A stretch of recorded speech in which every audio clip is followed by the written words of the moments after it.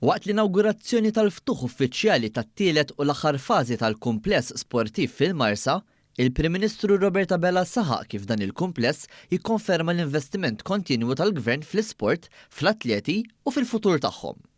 Dan il-kumpless sportiv jikkonsisti fi 3 solari ta' faċilitajiet sportivi u anċillari u joffri faċilitajiet sportivi tal-ogħla livell kif jixraq fi żminijiet tal-lum.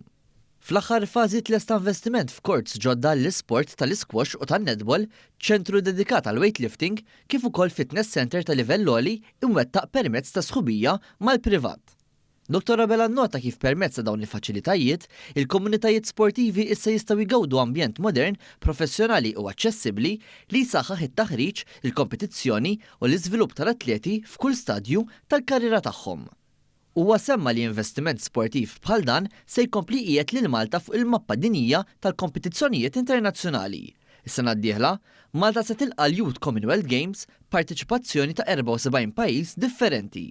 Il-Prim Ministru nnota kif il-Gvern qed jipoġġi l-isport bħala pilastru ewlieni tas-soċjetà billi jippromuovi saħħa aħjar, dixxilpina u sens qawwi ta' komunità.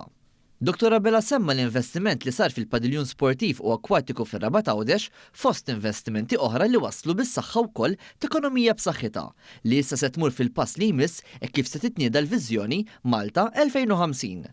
Preżenti wkoll kien hemm il-Ministru responsabbli mill-isport Clifton Grima li qal li fl-aħħar snin kien hemm u se jibqa' jkun hemm investiment kbir fil-qasam sportiv.